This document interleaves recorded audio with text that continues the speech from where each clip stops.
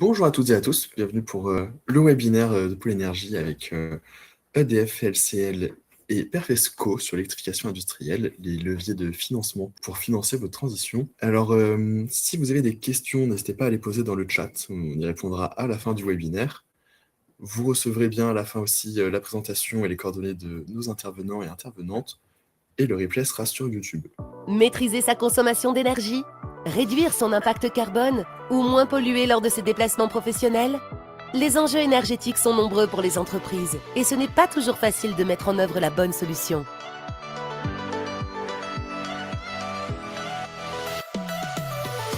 Pôle Énergie accompagne depuis plus de 10 ans les TPE-PME, grands groupes, collectivités ou encore associations du territoire des Hauts-de-France. Ainsi, nous favorisons l'attractivité des Hauts-de-France, soutenons offre et demande entre les acteurs et catalysons l'innovation. Pôle Énergie, c'est un ensemble de 6 expertises. Mobilité bas carbone, sobriété et efficacité énergétique, réseau et intelligence territoriale, décarbonation, hydrogène, biométhane et nouveaux gaz bas carbone, énergie renouvelable électrique et thermique. Comment agissons-nous à vos côtés? Notre équipe d'experts vous accompagne à travers des plans d'action concrets. La mise en place de stratégies énergétiques et de décarbonation, l'assistance dans la mise en œuvre opérationnelle, la mise en relation avec le partenaire le plus qualifié, le développement d'une intelligence territoriale pour anticiper et implanter des infrastructures énergétiques, la veille sur le secteur de l'énergie et une communication qui offre de la visibilité. L'énergie et les enjeux environnementaux sont l'affaire de tous. Pôle Énergie accompagne votre structure pour la rendre plus vertueuse dès demain. Êtes-vous prêt à accélérer la décarbonation et la transition énergétique de vos activités?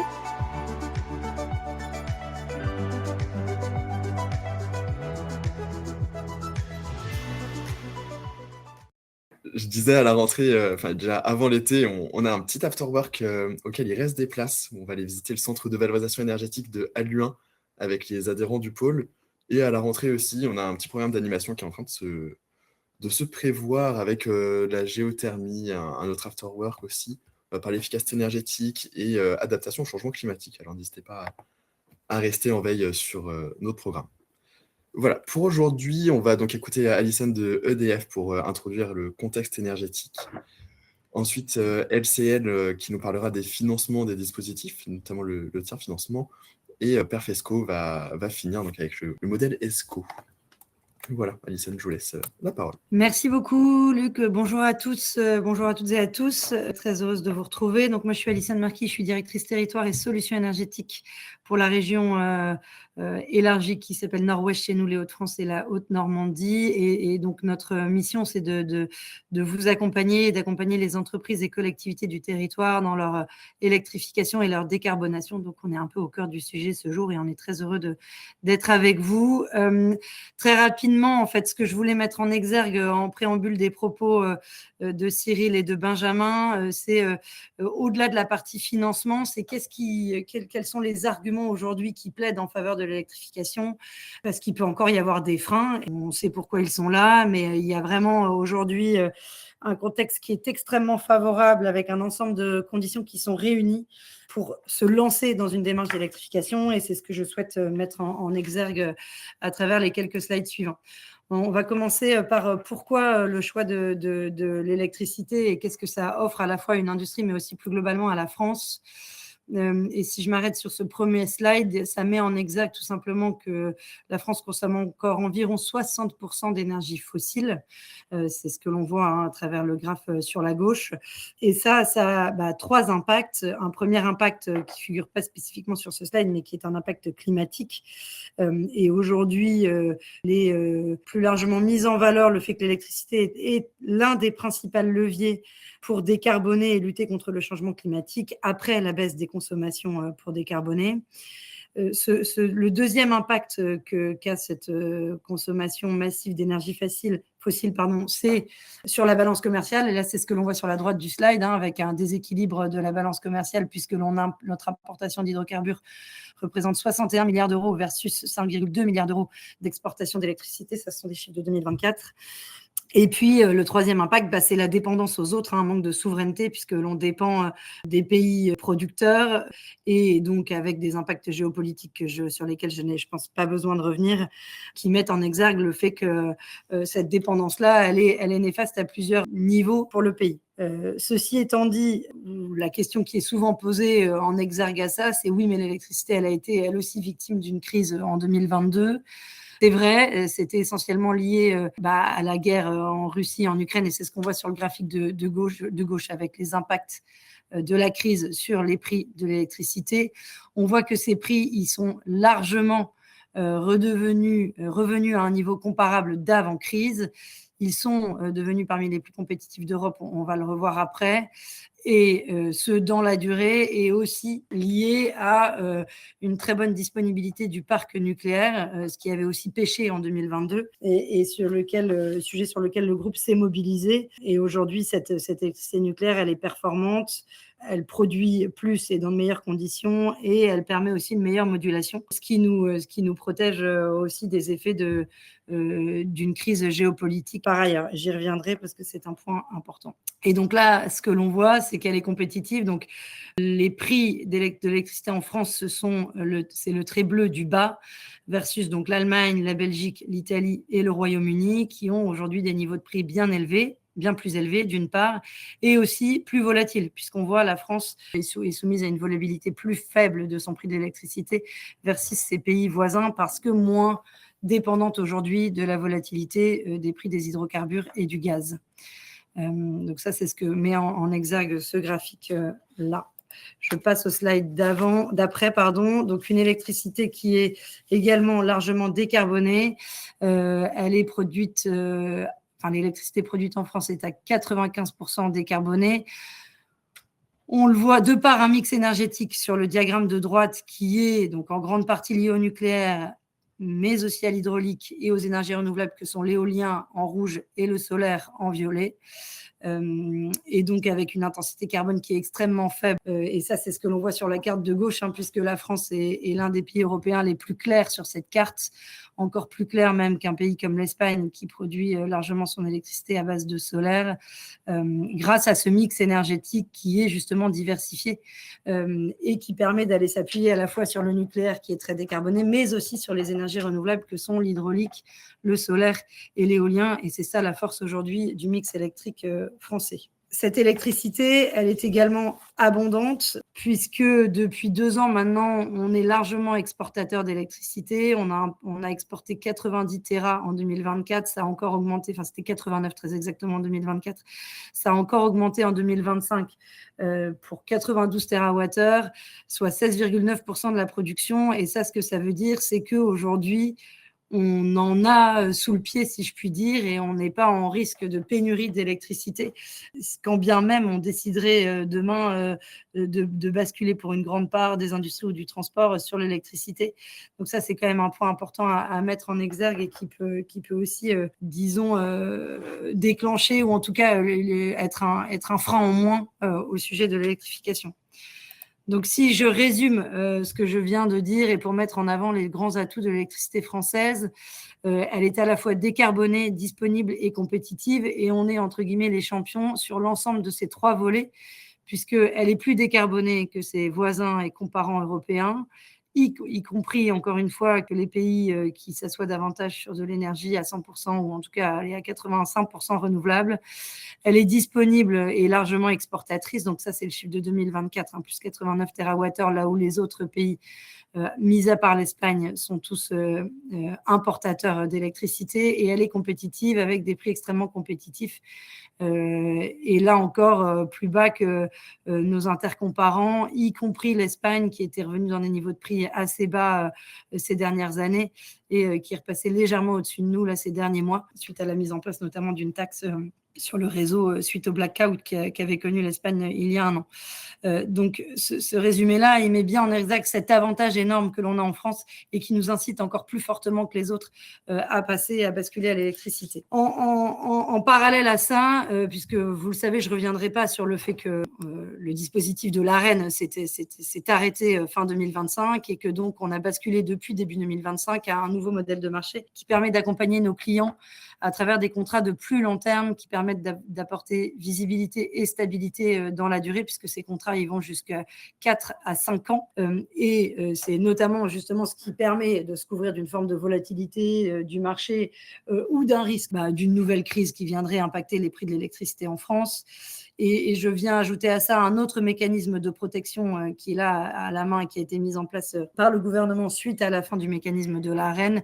C'est le versement nucléaire universel, le VNU, qui permet de protéger les clients dans le cas où les prix deviendraient très élevés et qui, donc, au-delà d'un certain prix de revenus pour EDF, EDF devra reverser une partie de ses revenus aux consommateurs. Donc, c'est aussi une façon de se protéger d'une éventuelle crise telle qu'on a pu la connaître en 2022. Voilà. Et autre élément de contexte, un moment charnière, puisque le constat, c'est que le parc industriel français global est assez vieillissant et que donc la majorité des entreprises se posent cette question de choix des équipements et de process et de quelles solutions pour leurs process. Et comme ce sont des choix qui sont assez engageants, c'est pas à vous que je vais l'apprendre, qui sont pour des choix pour durée de vie de supérieure à 20 ans, c'est le moment de se poser cette question-là et ça peut déclencher derrière la décision d'investissement. Ce que l'on observe aujourd'hui, c'est qu'aujourd'hui, une entreprise industrielle sur 2 ouvre sa réflexion autour de l'électrification et certaines même se lancent déjà dans la décision d'investissement. Et justement, c'est le sujet parce que aujourd'hui, en plus de tous ces éléments de contexte que je viens de vous présenter, les solutions techniques, elles existent, elles sont matures et elles sont performantes et donc compétitives. Et le grand constat que l'on fait et qui est encore assez méconnu, c'est que plus de 85% des usages thermiques industriels sont techniquement électrifiables avec un bon niveau de rendement dans la durée et donc un bon niveau de compétitivité et de performance. Et ça, j'insiste là-dessus parce que c'est encore assez méconnu. Il y a encore pas mal de freins où l'on pense que ces solutions-là, elles vont être moins performantes qu'un usage technique. Mais c'est faux. Ces technologies matures, ce sont les pompes à chaleur et compression mécanique de vapeur, les chaudières électriques, les fours à résistance et les fours à induction. Ces solutions-là, elles sont connues, elles sont matures, elles existent déjà chez certains de nos clients et chez certains industriels, y compris certains industriels de la région. Et elles sont disponibles aujourd'hui, elles existent. Et on travaille également sur des solutions de rupture, comme par exemple les pompes à chaleur à très haute température. D'ailleurs, il y en a une qui a été installée par Dalkia dans la région à Wepa et qui viennent compléter demain les solutions et sur lesquelles on travaille. Et chez EDF, on a des démonstrateurs, on a des centres d'expertise sur ces sujets-là pour accélérer et offrir davantage de solutions à l'industrie. Elles sont matures et c'est mon point d'après, elles offrent aussi des gains effectifs à la fois en efficacité énergétique et en baisse des émissions carbone, avec en championne la pompe à chaleur qui offre jusqu'à 300% de plus d'efficacité énergétique et une baisse des émissions de CO2 supérieure à 90%. Les chaudières électriques, elles aussi, offrent des gains en efficacité énergétique d'environ plus de 10% avec une baisse des émissions de CO2 supérieure à 75%. Les fours à résistance, 10 à 20% d'efficacité énergétique et une baisse des émissions de CO2 de 80%. Et les fours à induction, 20 à 40% d'efficacité énergétique et une baisse des émissions de CO2 de plus de 80%. Donc en fait, elles offrent des gains en compétitivité, une meilleure efficacité énergétique, une meilleure productivité, des gains en maîtrise de vos procédés industriels, des gains aussi potentiellement en maintenance. Elles répondent à un enjeu de souveraineté et elles offrent une décarbonation rapide avec aussi aujourd'hui, et ça sera la séquence d'après, des taux de retour sur investissement qui peuvent arriver beaucoup plus rapidement qu'auparavant et qui peuvent aller chez certains industriels commencer dès 2-3 ans en fonction de la solution, de son rendement et puis évidemment des solutions de financement qui peuvent être associées. Je vais prendre quelques minutes juste pour aborder une solution de financement, les quelques minutes qui me restent pour aborder une solution de financement qui est, je pense, connue de tous, qui sont les certificats d'économie d'énergie. mais qui reste un gisement de subventions qu'il ne faut surtout pas minimiser, parce que depuis la nouvelle période de C2E, pour ceux qui connaissent ce sujet-là, c'est ouverte avec des obligations qui sont renforcées pour les énergéticiens, et c'est le cas d'EDF, et avec du coup une enveloppe C2E qui devrait se situer autour de 8 milliards d'euros par an, et donc une opportunité de financement majeure pour tout acteur qui entreprend des travaux d'économie d'énergie. Et du coup, j'en viens au sujet d'après, parce qu'en plus de ce système existant, il existe des primes bonifiées pour les fiches existantes et dans un objectif de conversion des usages à l'électrique. Et donc, on peut aller sur des bonifications qui vont de x5, x4, x3, x2 en fonction des différentes fiches, et notamment en ce qui concerne l'industrie sur la droite, bonification par 2 pour la PAC industrielle en rehausse de température de chaleur fatale. Donc, il peut y avoir des opportunités extrêmement intéressantes, quand bien même votre projet ne rentrerait pas stricto sensu dans une de ces fiches. Nous sommes aussi en capacité chez EDF de vous accompagner sur un dispositif de C2E spécifique qui peut aussi répondre à une démarche soit particulièrement innovante, soit un processus particulièrement complexe ou évolué, et donc sur lequel on peut vous accompagner pour aller chercher des financements à travers les C2E pour votre projet. Et en complément, il y a également en perspective de nouvelles opérations financées, avec notamment sur l'industrie, une fiche très attendue autour de la chaudière électrique qui devait voir le jour avant l'été, c'est repoussé à septembre, mais en effet, celle-ci, elle devrait permettre de déclencher de nombreux sujets et de nombreux projets, et sur lesquels nous serons ravis de vous accompagner si ce n'est pas déjà le cas aujourd'hui. Voilà dans les grandes lignes ce que je voulais vous dire sur les C2E et ce premier dispositif de financement, donc avec un dispositif qui permet de vous accompagner dans vos démarches d'efficacité énergétique, des bonifications qui sont extrêmement intéressantes et des montants de subventions donc qui sont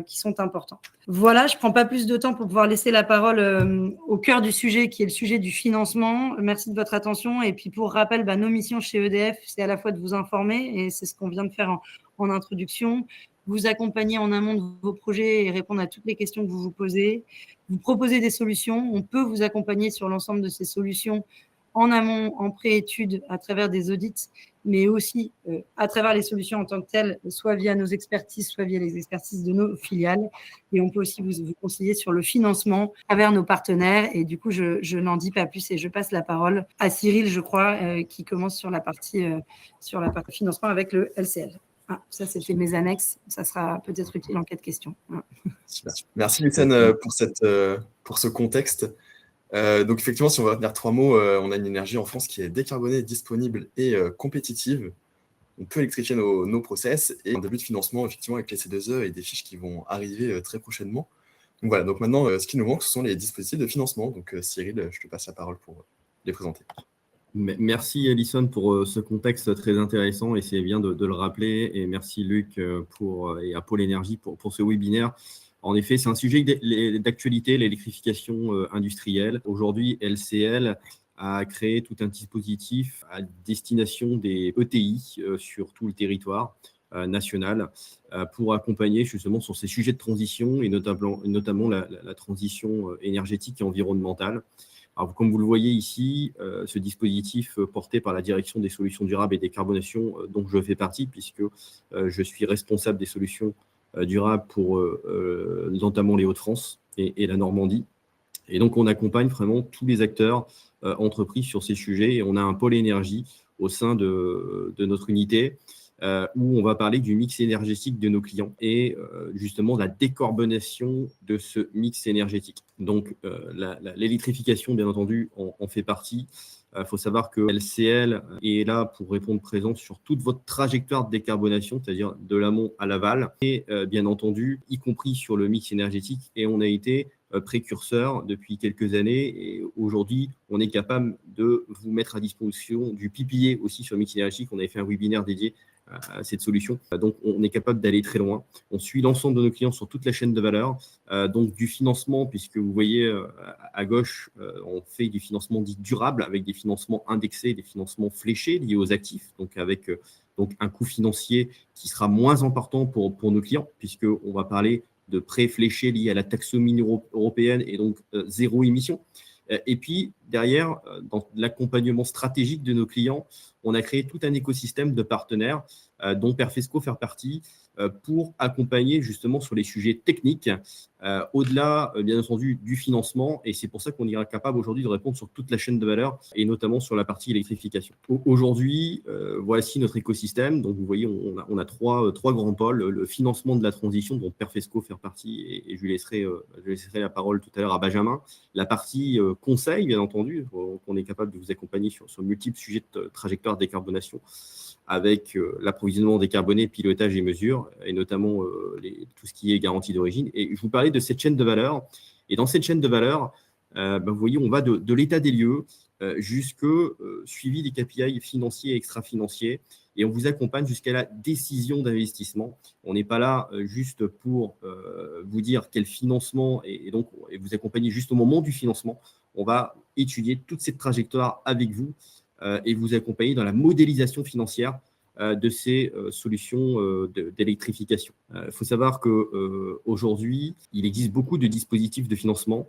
Vous avez les outils de financement finalement classiques, donc le financement corporate. Donc, vous allez voir votre banque aujourd'hui et vous avez un financement, un crédit classique. Et puis derrière, il y a des solutions beaucoup plus spécifiques et on en reparlera juste après, notamment du tiers financement, où là, on va recourir à un financement particulier via ce qu'on appelle une SPV. Donc, c'est un véhicule dans lequel vous allez loger les actifs qui vont permettre justement de faire des économies d'énergie, notamment, et surtout de réduire aussi votre trajectoire de réduction de gaz à effet de serre. Du crédit bail, bien entendu, on a des solutions en leasing. Et puis après, on est là aussi pour abaisser finalement votre coût lié à ces sujets de décarbonation et d'électrification. Comme l'a dit tout à l'heure Alison, optimiser le reste à charge de nos clients, c'est aussi aller chercher les dispositifs qui existent, c'est-à-dire, bien entendu, les dispositifs C2E. Donc là, on vous accompagne sur ces sujets-là, notamment avec notre partenaire qui est R3 Group. Et puis, derrière, tous les sujets, on va dire, la région notamment, qui a des dispositifs, des aides régionales. Et là, encore une fois, on peut aller chercher le fonds de transition juste qui existe, sur lequel on peut aller recourir, qui n'est pas forcément toujours connu, mais on peut aller solliciter la région, des cas spécifiques, bien entendu, via les appels à projets de l'ADEME. On va parler après des cartes Flash et des cartes Inde, qui sont des dispositifs plutôt connus, qui sont capables d'aller chercher donc, des subventions pour l'industriel qui cherche justement à se décarboner et qui a des projets d'électrification.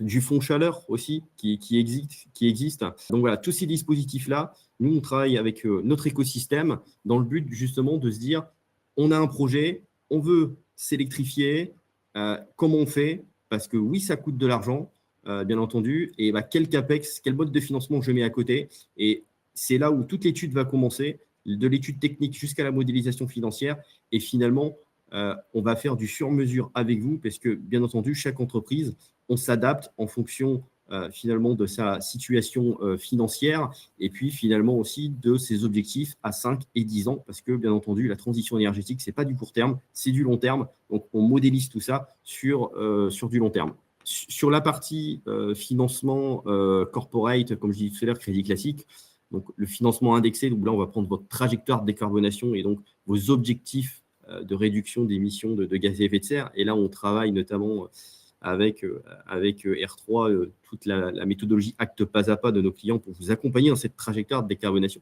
Et puis, bien entendu, les financements fléchés dont je parlais tout à l'heure. Donc, c'est du financement lié à un actif qui va être zéro émission. Et vous avez quelques exemples en bas, des camions électriques, du photovoltaïque, bien entendu. Donc, bien entendu, est-ce que ça installe des panneaux ou pas? Encore là, on agit comme tiers de confiance. Et se dire, dans votre mix énergétique, est-ce que, économiquement parlant, ça a du sens pour vous de mettre des panneaux photovoltaïques et donc, encore une fois, d'inclure de l'énergie décarbonée dans votre mix énergétique en autoconsommation. Au niveau, justement, subvention et optimisation du reste à charge, vous voyez qu'aujourd'hui, ces thématiques-là sont assez larges. Donc, on va jusqu'à la gestion des ressources naturelles, l'eau, on fait partie, la modification du mix matière et la modification du mix énergétique et l'efficacité énergétique. Encore une fois, ce sont des sujets qui sont très regardés pour obtenir aujourd'hui des subventions et notamment l'électrification des procédés. Donc, encore une fois, vous l'avez vu, il y a eu un grand sujet annoncé par le gouvernement de souveraineté énergétique récemment. Et donc, on s'en va aujourd'hui finalement à comment aider nos industries à se décarboner et à s'électrifier, puisque en France, nous avons la chance d'avoir l'énergie nucléaire et aussi accompagnée de l'énergie renouvelable. Je vais venir un petit peu sur les dispositifs de subvention qui existent, donc que ce soit en région, au niveau national, comme je le disais tout à l'heure. Donc, vous voyez, il existe plusieurs dispositifs. Un dispositif, notamment le fonds chaleur. Donc là, on va surtout s'attarder sur la récupération de chaleur fatale, qui est aussi un élément que nous, on prend en compte dans les études qu'on va faire avec nos clients. Et puis, derrière, tout ce qui est chaleur renouvelable aussi. Donc, par exemple, typiquement, le biomasse, le biogaz.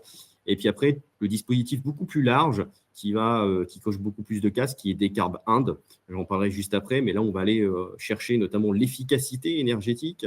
On va aller chercher aussi la récupération de chaleur fatale, la substitution d'énergie fossile. Et là, c'est le cœur du sujet. Donc, quand on parle d'électrification, typiquement, Décarb Inde peut vous aider justement à réduire votre coût, finalement, votre coût final. Et puis, tout ce qui est sujet qui aujourd'hui est en train de prendre de l'ampleur, tout ce qui est captage, le stockage, aussi valorisation des émissions résiduelles de CO2. Voilà. Un autre dispositif aussi qui existe, le Décarb Flash, et je reviendrai juste après. Et après, vous aviez aussi la possibilité, mais il fallait répondre l'année dernière, déjà un dispositif qui était en cours en 2025, mais en ce moment, vous entendrez aussi des grands projets industriels pour des grands CAPEX supérieurs à 20 millions d'euros. Donc, tous ces dispositifs-là, des fois, on passe à côté. Et nous, on est là aussi pour vous accompagner et se dire, voilà, vous avez un projet, on le prend de A à Z et on va essayer finalement de faire rentrer vos projets dans les cases quand cela est possible et diminuer finalement votre reste à charge et le faire en sorte que vous ne passiez pas à ce côté dispositif. Et je rajouterai une chose, c'est que faire des appels à projets, c'est aussi un travail à faire quelques mois avant. C'est-à-dire que ça demande un peu de temps pour raconter l'histoire et surtout finalement de bien se mettre au cœur de votre sujet, de votre process industriel, de bien le comprendre pour bien derrière le représenter au sein de l'appel à projet pour qu'il y ait beaucoup plus de chances, bien sûr, de succès à la fin. Et donc, nous, on travaille avec quelques acteurs comme Aiming pour vous accompagner sur des dispositifs d'accompagnement de transition. Donc, Décarb Inde, j'en parlais tout à l'heure. Donc, vous voyez les bénéficiaires, PME, ETI et grandes entreprises, où là, on va aller chercher un taux d'aide de 30 à 60% selon la taille de l'entreprise et la thématique.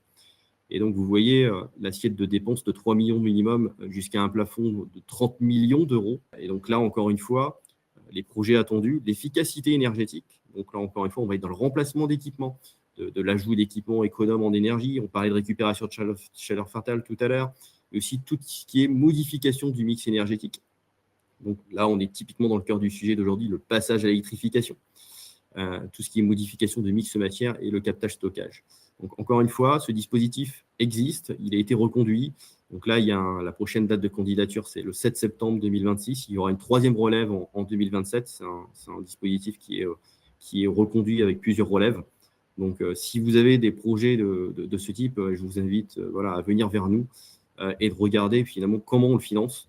Et le financement ne veut pas dire simplement un crédit à mettre en place, mais aussi optimiser, comme je disais tout à l'heure, le reste à charge. Toujours sur Décarb Inde, vous voyez thématique 1, thématique 2 et thématique 3, je ne reviens pas dessus, mais on est vraiment aussi dans une thématique de réduction des émissions de gaz à effet de serre quand on parle d'électrification, c'est une énergie décarbonée. Donc, il faut aussi bien s'assurer de bien calculer aussi la réduction de vos émissions. C'est pour ça que je parlais tout à l'heure aussi de trajectoire de décarbonation. L'électrification, bien entendu, c'est important, mais calculer votre trajectoire de décarbonation, c'est aussi très important. Et nous, on vous accompagne sur l'ensemble de ces sujets. Et donc, vous voyez, le dispositif, quand même, prend un peu de temps. Déjà, le dossier complet, 4 à 8 semaines, c'est vraiment le minimum. Et derrière, entre le dépôt à la date de relève et puis derrière le projet, il se passe quelques temps. Donc, il faut prendre votre projet bien en amont pour le regarder, bien le co-construire avec vous et ensuite le déposer. Je parlais tout à l'heure de Décarb Flash aussi. Donc là, on est sur des investissements plus petits, vous voyez, mais ça permet aussi finalement d'avoir des dispositifs pour les PME, où là, on a des investissements de CAPEX entre 100 000 euros, vous voyez, donc et 3 millions d'euros. Donc, il ne faut pas se dire des fois, on a des projets de 200 ou 300 000 euros, je n'obtiendrai rien. Et ben non, il existe des dispositifs aujourd'hui qui vous permettent justement d'aller chercher de la subvention, encore une fois, sur les mêmes thématiques, la récupération de chaleur fatale, l'efficacité énergétique, l'électrification, le photovoltaïque aussi en autoconsommation, mais là uniquement sur Corse et Outre-mer. Et encore une fois, là, vous avez des relèves qui courent jusqu'en 2027. Et finalement, la possibilité d'aller chercher des taux d'aide aussi qui sont plutôt importants, de 25 à 65% selon les montants, et ajustés par thématique. Donc, je vous invite aussi à regarder ces sujets-là vraiment de A à Z et de bien les prendre en amont pour regarder les dispositifs sur lesquels vous seriez éligible. Donc là, je ne vais pas vous lire toute la slide, mais vous voyez que les thématiques sont quand même assez larges. Si je prends l'efficacité énergétique et le sujet électrification, qui est le sujet du jour, on a les fours, par exemple, industriels électriques, les chaudières industrielles électriques, on en parlait juste avant, tout ce qui est système de chauffage aussi, électrique de fluide, tout ce qui est système de distillation et électrique. Donc, vous voyez, le spectre est assez large. On parlait aussi, bien entendu, d'isolation de bâtiments, avec aussi tout ce qui est process de récupération de chaleur. Donc, il ne faut pas se dire des fois, voilà, j'en ai pour 500, 800 000 euros, je n'obtiendrai pas d'aide. Il faut regarder, faut creuser le sujet et regarder justement qu'est-ce qu'on peut obtenir à la fin. Et vous voyez les taux d'aide entre grandes entreprises, moyennes entreprises et petites entreprises, entre les différentes thématiques. Voilà. Et bien entendu, on parlait tout à l'heure des différents modes de financement. Et vous voyez, aujourd'hui, on vous accompagne aussi sur des sujets de tiers financement. Des fois, on se dit la décarbonation, ça coûte cher. Et le tiers financement est aussi un accélérateur de ces sujets. C'est-à-dire, on va finalement créer un véhicule qui est la société de projet. Et dans cette société de projet, on va y loger des actifs, notamment liés à la transition énergétique. Et ces différents actifs vont être payés par un loyer, l'entreprise qui a ce projet. Et cette SPV va être détenue par un tiers financeur, typiquement par exemple Perfesco, qui fait partie de notre écosystème. Et derrière, de y loger finalement tout ce qui est, vous voyez ici, ça peut être de dispositifs d'éclairage de LED, mais bien sûr, tout ce qui est chaudière, tout ce qui est photovoltaïque, récupération de chaleur fatale. On peut y loger, donc après derrière, comment on le finance? On peut faire du contrat de performance énergétique. Et donc là, encore une fois, c'est un contrat qui va vous permettre d'engager des économies d'énergie et pas engager uniquement, c'est contractuel, c'est-à-dire que le tiers financeur, et notamment Perfesco, on parlera juste après, est capable de dire on va s'engager avec vous pour un taux et une diminution de vos coûts énergétiques. On va s'occuper bien sûr de la partie C2E, comme on le disait, pour réduire justement le reste à charge. Et le fait de mettre tout dans un contrat de performance énergétique, il faut le savoir, va vous permettre aussi de booster aussi les C2E. Donc, vous avez finalement je le fais en méthode CAPEX, j'investis, mais après, on le fait aussi en méthode finalement OPEX, contrat de performance énergétique. On y loge tout dans le contrat de performance énergétique si ça fait bien des économies d'énergie. Et ça, les calculs sont importants et on est là pour vous accompagner avec nos partenaires. Et derrière, on regarde ce qui est le plus légitime avec vous. Donc, on construit la solution pour que vous puissiez prendre la meilleure décision d'investissement sur ces sujets de transition énergétique. Et donc, on travaille ce sujet avec Perfesco. Et je vais laisser la main à Benjamin qui va vous expliquer finalement comment fonctionne Perfesco sur cette solution de tiers financement. Merci Cyril pour cette belle transition. Benjamin Auger, alors je représente Perfesco et je vais vous parler du tiers financement et plus spécifiquement du modèle ESCO qui peut être un levier intéressant pour vous aider à accélérer dans votre transition énergétique et décarbonation. Alors déjà, le constat, c'est le suivant et vous le savez mieux que personne, car c'est le nerf de la guerre. Les budgets ils sont par nature limités et alloués vers des sujets plus prioritaires, qui sont en général des sujets de production, des sujets de maintenance, des sujets d'acquisition. Donc plutôt des sujets soit créateurs de valeur, soit des sujets urgents. Et le problème, c'est que dans tout ça, les sujets de décarbonation, ils sont, dans ce contexte de ressources un petit peu limité, ils se retrouvent en général en bas de la pile. Et donc la valeur ajoutée de Perfesco, c'est de les financer et de les réaliser. Pour cela, on s'attache à lever certains freins qui peuvent exister chez nos clients, que ça soit des CAPEX limités, des ressources techniques limitées et des ressources humaines limitées également. Et l'objectif, et c'est vraiment ça le point central, c'est de générer des des économies durables pour nos clients. Et c'est ces économies d'énergie qui vont financer tout ou partie des nouveaux équipements. Alors, pour mémoire, rapidement, Perfesco a été lancé il y a une quinzaine d'années, main dans la main avec EDF. Aujourd'hui, on a 2 actionnaires. Alors, d'un côté, toujours EDF, avec qui on a beaucoup de synergies, notamment autour de l'électrification, étant donné qu'EDF est pionnier sur ces sujets. De l'autre côté, DWS, qui est le gestionnaire d'actifs de Deutsche Bank, qui nous accompagne davantage sur le volet financier. Et chez Perfesco, ce qui nous relie à nos clients, c'est que l'on s'inscrit en fait dans des décisions stratégiques. Et l'idée, c'est la suivante. À l'échelle d'une usine ou d'un entrepôt, vous avez une facture énergétique, gaz, électricité, etc., qui représente des OPEX fatales en quelque sorte et qui ne sont pas créateurs de valeur pour l'entreprise. Et donc, l'objectif, c'est d'arrêter de entre guillemets, subir ces factures énergétiques. Et avec ces mêmes OPEX, on peut financer de nouveaux équipements, voire de générer des gains sur les OPEX. Et nous, on s'inscrit dans cette démarche. On intervient dans tous les secteurs avec une dominante industrielle assez forte. Donc, on intervient dans la chimie, l'agro, le nucléaire, le secteur automobile, etc. Et notamment dans les Hauts-de-France, on a quelques belles références avec des projets réalisés chez Toyota, McCain, Toyota Boshoku également, SKF et Calcia, avec un positionnement plutôt ETI et grand compte. Alors, chez Perfesco, nous, on a 2 jambes et ça répond aux 2 besoins que j'évoquais chez nos clients. Le premier, c'est l'absence de moyens humains qu'on va lever grâce à un accompagnement technique sur mesure. Et de l'autre côté, ça va être l'absence de financement pour ces sujets RSE, parce que les budgets sont limités et alloués vers d'autres sujets. Donc, d'abord, la jambe technique, et c'est ce que disait Cyril côté LCL à l'instant, on a un accompagnement technique flexible qu'on va, en fonction du degré de maturité des sujets chez nos clients, adapter et on est en capacité de porter toutes les phases amont, l'avant-projet sommaire, l'avant-projet détaillé, le déploiement des projets, l'exploitation des équipements. Et en parallèle, on a cette jambe financière. Donc, Perfesco porte les investissements nécessaires à la réalisation des projets. Donc, c'est vraiment le package global avec le matériel, l'installation, les différents lots, génie civil, électricité, tuyauterie, etc. Donc, on va packager le tout et on va se rémunérer sur les économies d'énergie générées par les projets eux-mêmes. Alors là, c'est quoi le bénéfice? Déjà, de 1, c'est de transformer des CAPEX en OPEX.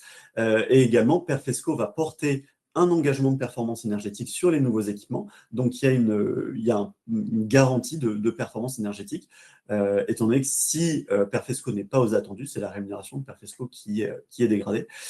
Et également, un point central de notre approche, c'est vraiment le côté financier. On va travailler avec les directions financières et normes de nos clients, notamment pour déconsolider les actifs en IFRS 16 et en US GAAP. Pourquoi l'approche de Perfesco elle est unique? C'est parce qu'on va intégrer en fait ces 2 aspects, la technique et la finance, dans une logique de recherche d'un optimum technico-économique.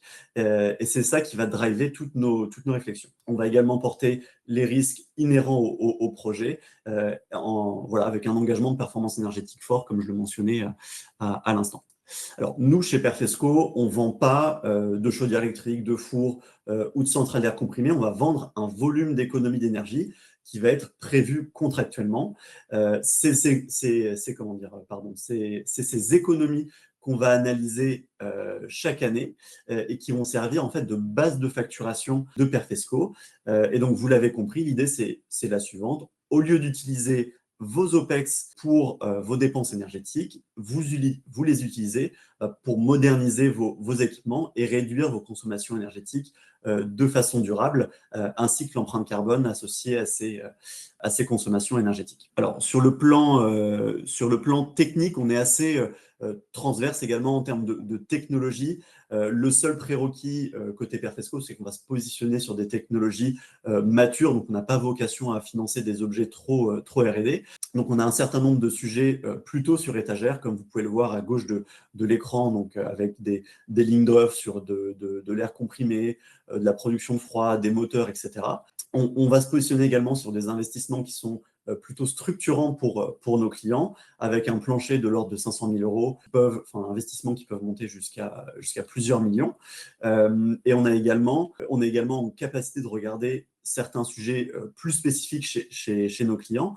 Par exemple, en début d'année, on a signé avec un client de l'industrie pharmaceutique un beau projet d'électrification où on va mettre en place un RTO qui va permettre de faire le traitement de composés organiques volatiles qui va être électrifié et donc d'abaisser de l'ordre de 6 gigawattheures par an les consommations de gaz et de réduire de 1000 tonnes environ l'empreinte carbone du site. Donc ça, c'est un sujet qui est quand même très process et on est également en capacité de vous accompagner sur des sujets spécifiques comme celui-ci. Et par exemple, sur un sujet un petit peu plus standard, dans le secteur automobile, dans le nord de la France, on a fait un beau projet de décarbonation du chauffage du site de Toyota Boshoku à Somain. On a d'abord réalisé une première phase du projet avec certains bâtiments uniquement. Et donc là, l'idée, c'était de mettre en place une pompe à chaleur en remplacement de la chaudière gaz existante pour le chauffage des bâtiments.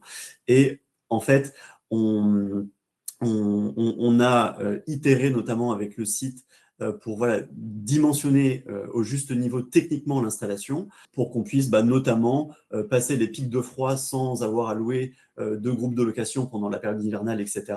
Faire en sorte que cette installation elle soit réversible et qu'elle permette également de générer du froid l'été pour la climatisation, et c'est plutôt utile en ce moment. Et voilà, donc ce projet, on l'a co-construit avec le site. Et alors, en parallèle de ces aspects d'économie d'énergie, de décarbonation, on répond également à un vrai enjeu de qualité de vie au travail avec un confort accru pour les collaborateurs sur site. Et donc, si on prend un pas de recul, on peut se demander, c'est quoi le point commun entre ces deux exemples? C'est que, en fait, ces déploiements, ils sont en quelque sorte intimement liés à la stratégie de l'entreprise. Voilà, c'est des entreprises qui nous disent on veut décarboner, on veut sortir du gaz. Et pour faire ça, le prérequis, c'est de faire de ces sujets énergétiques un sujet stratégique majeur et d'avoir des prospectives énergétiques sur les années à venir, sur 5-10 ans. Et en fait, ces industriels, ils sont également en capacité de mobiliser quand même beaucoup de parties prenantes, car c'est un sujet très transverse et qui nécessite des implications côté technique, finance, RSE, achat, etc., afin d'accélérer sur ces sujets. Et comme l'a mentionné également Alison en première partie, les solutions techniques existent, elles sont là, elles sont matures, et aujourd'hui, le principal frein, c'est le financement. Donc voilà, ça c'était le sujet de chauffage que j'évoquais chez Toyota Boshoku, donc qui nous permet de réduire la consommation gaz de l'ordre de 2 gigawattheures et de réduire l'empreinte carbone associée de 350 tonnes de CO2 pour la première phase du projet. Actuellement, on les accompagne sur une deuxième phase. Par exemple, un projet chez un chimiste du côté de Lyon. Alors, on les a accompagnés sur plusieurs sujets. Un premier sujet d'isolation de four, un autre sujet de rénovation des éclairages à la maille du site, qui a permis de générer également un volume d'économie important de l'ordre de 2 gigawattheures. Un projet de rénovation du système de production d'eau glacée pour le site. C'est un projet important en termes d'investissement. Là, on parle d'un investissement de l'ordre de 3 millions d'euros.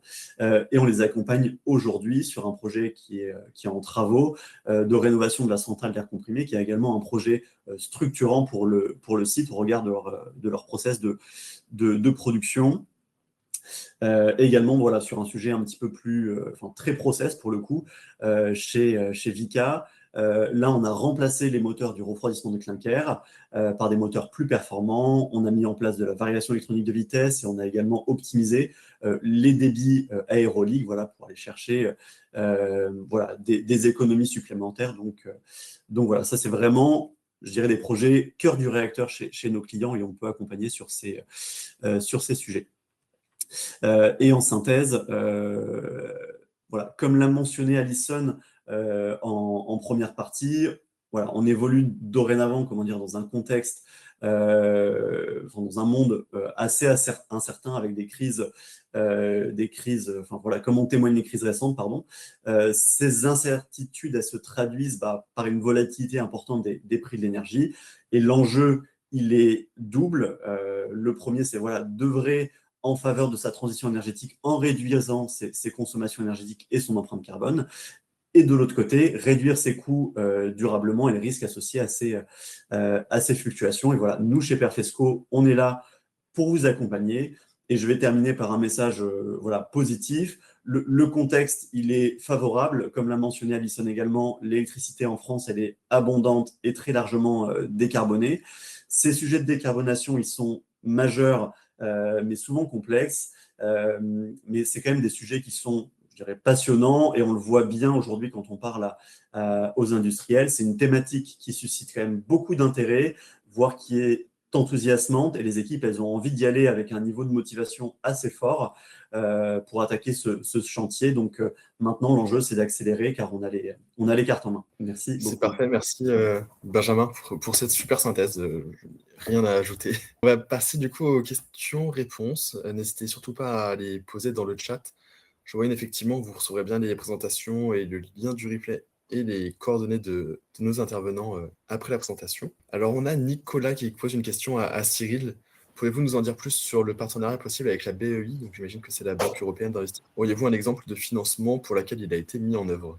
Alors oui, tout à fait. Je parlais tout à l'heure des dispositifs de financement en crédit classique. Donc l'offre de crédit fléché est typiquement un dispositif LCL uniquement. Mais on a la possibilité d'aller se greffer à des enveloppes de transition qui existent, et notamment auprès de la Banque européenne d'investissement. On le fait, alors, encore une fois, selon la typologie d'actifs et donc aussi du projet. Donc, c'est à regarder au cas par cas, et ce qui permet une nouvelle fois une bonification du taux. Donc là, je vous invite encore une fois, nous, à chaque projet, on le fait, c'est-à-dire que si on a capacité d'aller bonifier auprès de la Banque européenne d'investissement et de vous en faire bénéficier, on le fait, bien entendu. Typiquement, on parlait tout à l'heure d'électrification. Ces sujets d'électrification étant donné qui sont zéro émission, généralement, derrière, à l'enveloppe BUI qui peut se greffer. Je prends le cas, par exemple, de l'électrification toute simple d'une flotte automobile, ou alors l'installation de bornes électriques. Tout ça, c'est tout à fait possible de le financer en financement fléché BEI. Donc, on va aller chercher notre dispositif LCL plus le dispositif BEI, ce qui va vous permettre derrière finalement d'améliorer encore une fois votre taux, et donc le reste à charge pour votre entreprise, et donc un meilleur coût financier. Merci Cyril. Alors, on a Paul qui nous demande si, pour les subventions, notamment celle de l'ADEME, est-ce que l'industriel doit nécessairement être propriétaire de l'installation? Est-ce que peut-être Cyril ou Benjamin, l'un de vous deux? Alors, c'est une excellente question, puisque sur les précédentes éditions, on se posait toujours la question si on a un recours à un projet donc, de tiers investissement, et donc l'industriel n'est pas propriétaire, hein, finalement, il est propriétaire indirectement du matériel pendant X années. Est-ce qu'on a le droit à ce dispositif d'aide? Il y a eu un éclaircissement sur le sujet il y a pas si longtemps que ça, et notamment sur Decarb Inde. Benjamin, tu m'arrêtes si je me trompe, mais Decarb Inde aujourd'hui est tout à fait éligible à du tiers investissement. Donc c'est une très bonne nouvelle, puisque encore une fois, comme on le disait tout à l'heure, le tiers investissement a pour objectif d'être un accélérateur de la décarbonation. Et on se posait toujours la question de se dire oui, bon, si je passe par cette méthode de financement, finalement, je n'obtiens pas les subventions de l'ADEME, ce qui n'est pas forcément le cas aujourd'hui. Encore une fois, il faut regarder votre projet. Il est tout à fait possible de bénéficier des subventions lorsque vous passez sur du tiers investissement. Benjamin, je te laisse compléter si tu veux. Non, mais c'est exactement ça. La situation a été officialisée il y a quelques semaines par l'ADEME. Les subventions type e-auction sont également compatibles avec le tiers financement. Et les C2E également, c'est un levier important, comme l'a mentionné Alison également. Donc voilà, en tout cas, sur ces guichets, c'est compatible. Top, merci. En tout cas, vous aurez toutes nos coordonnées, donc n'hésitez pas à nous contacter a posteriori si jamais vous voulez regarder votre projet plus en détail, parce que chaque projet, je dirais, c'est du sur-mesure, hein, encore une fois, donc il faut le regarder en détail et regarder finalement comment on peut vous accompagner sur toute la chaîne de valeur. Complètement, c'est intéressant de le rappeler, tu as raison, parce que là, ce matin, on a évoqué pas mal de méthodes de financement, peu importe la taille de l'entreprise, les gains carbone ou les montants d'investissement. Donc, c'est, je dirais, dégrossir le sujet, mais si jamais vous avez des questions, c'est aussi tout l'intérêt du réseau. On est là pour répondre à vos questions, que ce soit Pôle Énergie, LCL, Perfesco ou EDF. Je pense qu'on a toutes et tous la compétence en interne. Donc, Nicolas demande si, évidemment, vous pouvez vous permettre une autre question, auriez-vous dans les grands messages sur les profils de clients avec lesquels les opérations se montent plus facilement ou plus difficilement? Pareil, peut-être Cyril ou Benjamin sur les Je montages pense de que c'est dossiers. pour toi, Cyril, celle-là, non? Ouais, alors clairement, moi je dirais qu'il n'y a pas, que ce soit tertiaire, industriel, les problématiques ne sont pas les mêmes, mais pourtant il y a toujours des sujets d'électrification à un moment donné. À partir du moment que vous avez des dispositifs plutôt anciens, par exemple, je prends le cas des chaudières à gaz, vous avez depuis quelques années, on a le cas typiquement avec Perfesco, on étudie un sujet actuellement. Il faut se poser la question de se dire, est-ce que finalement ça ne vaut pas le coup de les changer maintenant, de s'électrifier, de se décarboner et de regarder finalement le ROI et du coup la possibilité de tiers financement. Encore une fois, je dirais que tout est possible. Il n'y a pas de montage plus facile ou plus difficile. Encore une fois, tout va dépendre finalement du process industriel et de comment on peut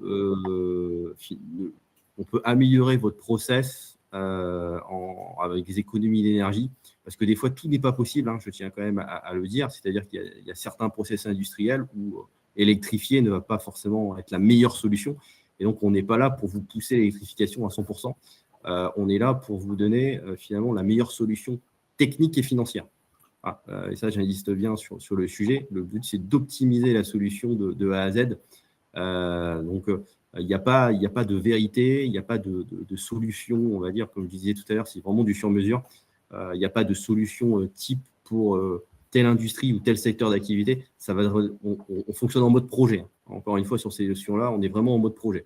Et alors, à la fin des périodes de tiers financement, qui est propriétaire du matériel, Benjamin? Le client. Très bien, très bonne réponse. C'est efficace. Peut-être un point important, parce qu'il y a toujours un point qui fait peur, c'est de se dire, d'un point de vue juridique, la SPV, ça peut faire peur, etc. On vous accompagne sur ces sujets, sachez-le. On n'est pas là juste pour vous dire, voilà, on a la solution technique, on a la solution de financement, par contre, maintenant, débrouillez-vous pour la SPV. Non, ce n'est pas le sujet. On vous accompagne vraiment de A à Z. C'est-à-dire on construit vraiment toute cette chaîne de valeur avec vous, y compris sur la SPV, comment on la monte, de quelle manière. Donc ça, encore une fois, faut pas se dire et se mettre de frein sur le sujet. Il y a une question pour toi, Benjamin, ce qui est très intéressant. Bien entendu, quand on parle de tiers financement, on parle de potentiel déconsolidation. C'est un véritable sujet. Et vous avez raison de le mentionner. Et c'est un point hyper important dans le dispositif. Oui, tout à fait. Alors, nous, notre contrat, il est réputé déconsolidant, mais l'arbitrage, il est, comment dire, toujours réalisé in fine par le client, ses normes et ses commissaires aux comptes. Donc voilà, pour dire oui ou non, on consolide ou pas. Donc voilà, nous, notre contrat, il est réputé déconsolidant, et au final, c'est le client qui a le dernier mot. Bon, mais effectivement, du coup, si je veux résumer un petit peu les échanges de ce matin, bon, on a une énergie qui est abondante, qui est décarbonée et un paquet de financements disponibles, avec un paquet de personnes qui sont disponibles aussi pour accompagner les entreprises. Donc, il ne reste plus qu'à passer à l'action. Et je vous souhaite un bon appétit alors. Au revoir. Merci. Merci à tous. Bonne journée. Bonne journée.